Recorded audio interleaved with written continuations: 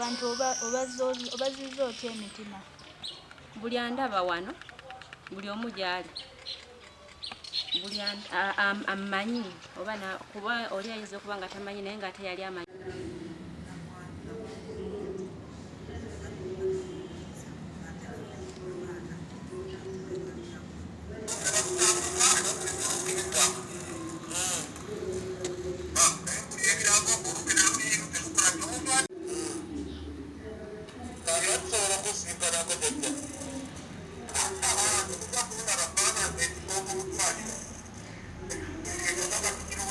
Kubanga omugenzi ono yalina abaana, waliwo abali emitala w'amayanja, waliwo abali waneeno. Kati abaana abasinga okuwakanya ekyolumbe luno bali mitala w'amayanja, baana nga 2.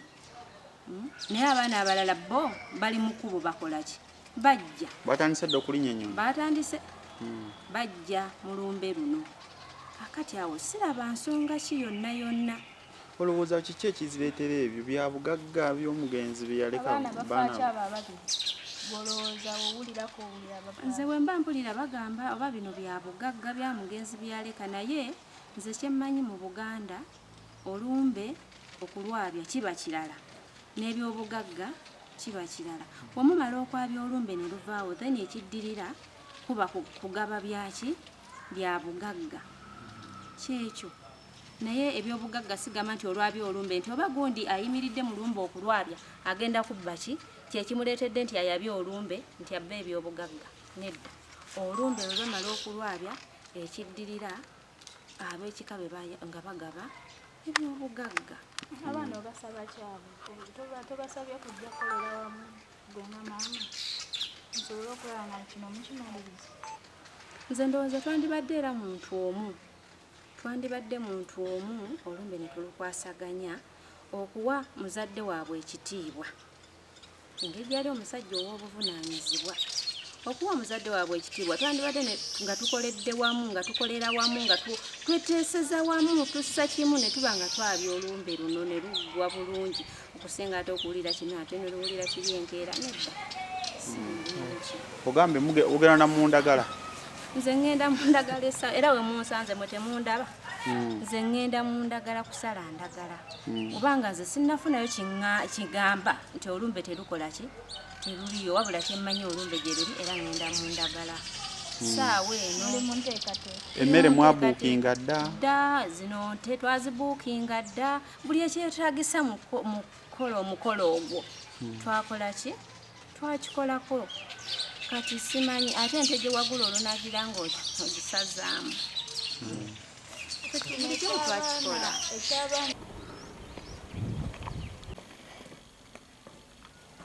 Olusujja n'erinnya? Nze yali mukyala w'omugenzi abeera n'omwana. Nze Namuyanja Anete, namwandu w'omugenzi Elly Gita, yali meeya wa Nkokonjeru Town. Ekikulu ffe ekituleetedde okwabya olumbe luno, olumbe ekisooka luluddewo nnyo emyaka 3, olumbe terukola ki terwabizibwa. Kati nga ffe bannamwandu abaana mu ngeri yonna nga luba lusiba bye twandikoze, tolina kyokola olw'okuba olumbe ki weeruliso. Tusazeewo okulwabya era nga tugenda kulwabya kozi n'ebyo byogerebwa nti olumbe lunaayabizibwa waliwo okuttingana oba okulwana tewali kyonna kigenda kubeerawo. Abantu bonna mbakakasa nti olumbe lukakkamu, tugenda kuba abantu bakakkamu, ffe tuli mu ntegeka, tugenda mu maaso, tuli eno twejaga tukola mirimu, twetegeera tekera lumbe. Waliwo n'ekirala nti abaana tebakkiriza lumbe kwabizibwa. Abaana si bonna wabula abaana ng'omu babiri be baleeseewo okwo okuba nti olumbe simanyi fe abaana ffenna tetukkirizaganya, simanyi terujja kwabizibwa. Baana nga babiri, naye ekyo ffe olumbe tulutambuzza mu mitendera nga we lukola ki, we lutambula. Era paka okuva wansi paka ku kasolya omukulu wa abaana. Waliwo abali emitala w'amayanja, waliwo abali waneeno. Kati abaana abasinga okuwakanya ekyolumbe luno bali mitala w'amayanja, baana nga babiri. Naye abaana abalala bo bali mu kkubo bakola ki, bajja batandise dda okulinnya ennyonyi, batandise bajja mu lumbe luno. Kakati awo siraba nsonga ki yonna. olowooza kiki ekizireetera ebyo bya bugagga by'omugenzi bye yaleka? Abaana bafaaki abo ababiri bolowooza owulirako owulira bagamba. Nze bwe mba mpulira bagamba oba bino bya bugagga bya mugenzi bye yaleka, naye nze kyemmanyi mu Buganda olumbe okulwabya kiba kirala n'ebyobugagga kiba kirala. Bwe mumala okwabya olumbe ne luvaawo, then ekiddirira kuba kugaba byaki bya bugagga. Amanya nze C.O.U ndi mutabani w'omugenzi Elly Gita, yali meeya w'Nkokonjeru. Ku nsonga eno nze sikkiriziganya na kyakwabya lumbe nga baganda bange abakulu ab'ebweru tebaliiwo.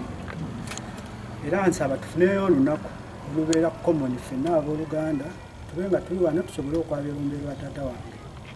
Nti tewali nnyo obutakkaanya, kikulu kya nnaku.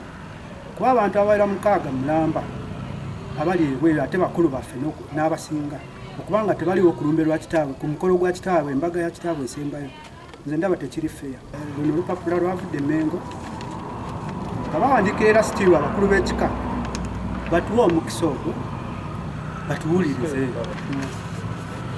batuwe omukisa basobole otuwuliriza, tulinde bannaffe bakomewo mu January. Desemba ono ne January tebiri wala nnyo, tubagamba kujja mu January tusobole okukola kikukola omukolo gwa kitaffe omusiibula mu kitiibwa.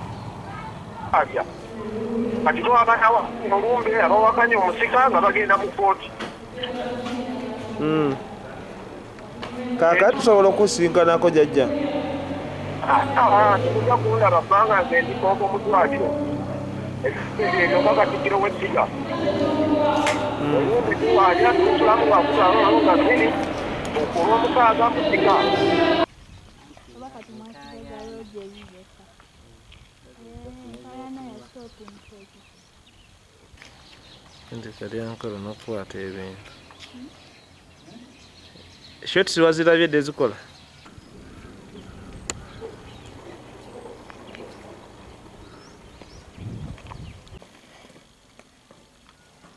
Olusujja n'erinnya. Nze yali mukyala w'omugenzi abeera n'omwana. Okay.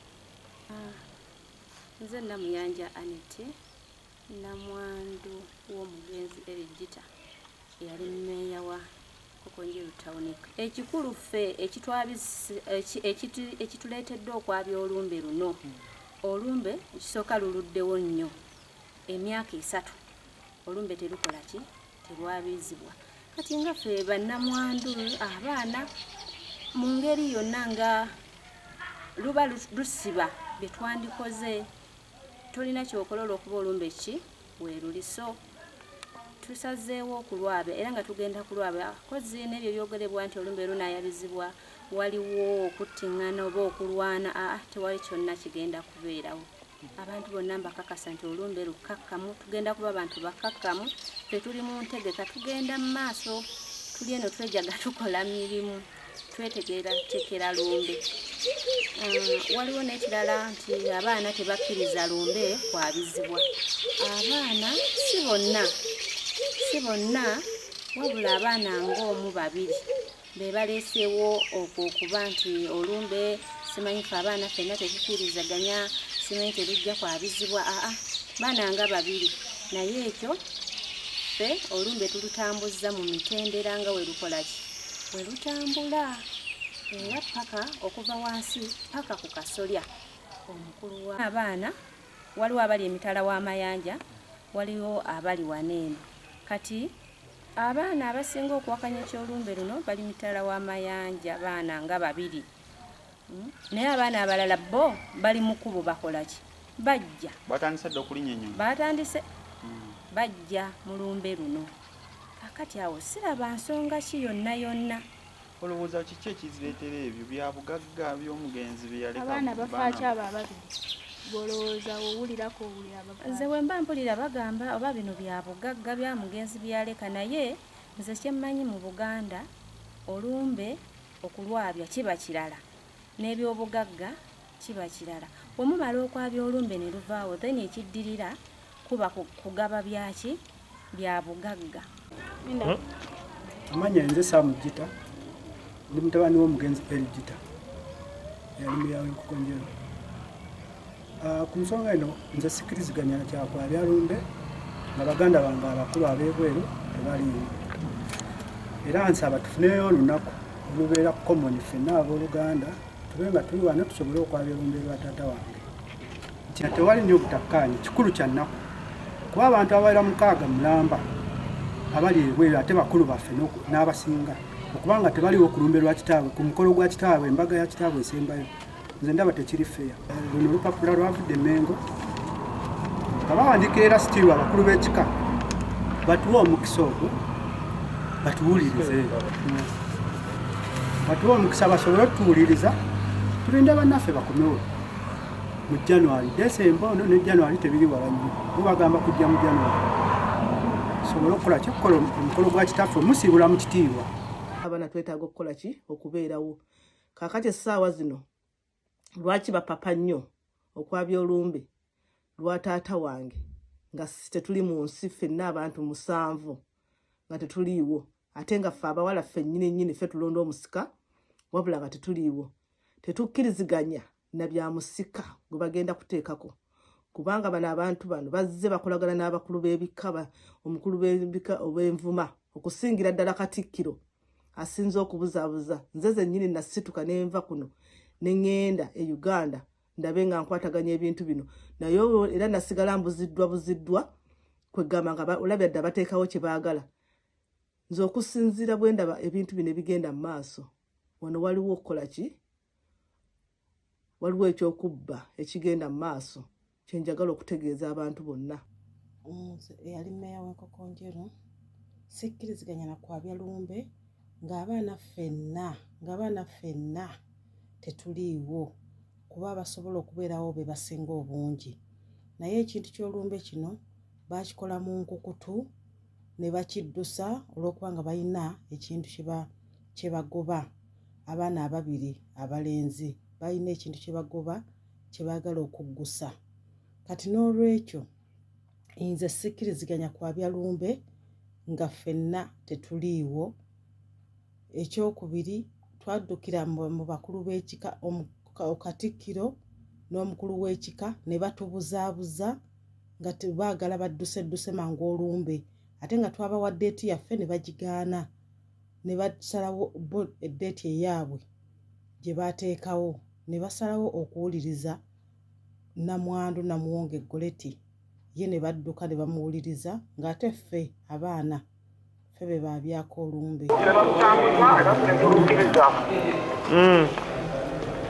naye mpulira ebirango olumbe teruliyo terukola ki omuntu aliyo kuwekisa lya lumbe bagenda ne bafiira nayo ne batadda kati abantu abasigadde wano bale bakukibonerezo abakazi bayaleka bato baagala kufumbirwa bali abo bakyaliko olumbe tetukukenga ab'ennono tugenda kulwabya kati twabanawa olumbe abawakanya omusika nga bagenda mu kooti.